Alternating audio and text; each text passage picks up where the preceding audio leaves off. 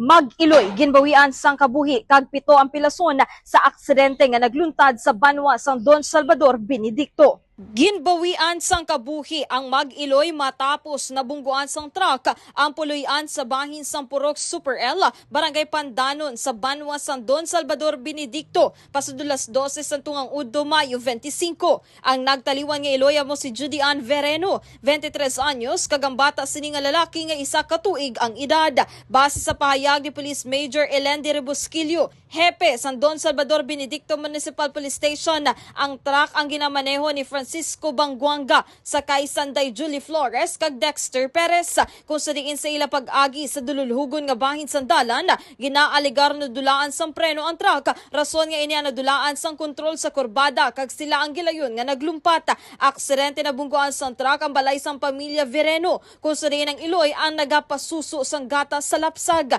Nalapakan sang truck ang lapsag nga nagresulta sang iya kamatayon sa lugar. Samtang dead on arrival naman sa ospital ang Iloy. Magluwas sa Mag-Iloy nga nagtaliwan, nakaangkon sang pila sang yara sa balay nga Sanday Oliver Verino, Larry Pasionela, Melanie Pasionela, kag duwa ka menor de edad, kung sa diin duwa sa ila ang kritikal. Samtang pilaso naman ang driver sang truck kag isa kasakay sini. Kasama mo sa Negros Occidental Police Provincial Office, ini si Radio Mancheng Santillana, DYHB, Tatak, Aremen.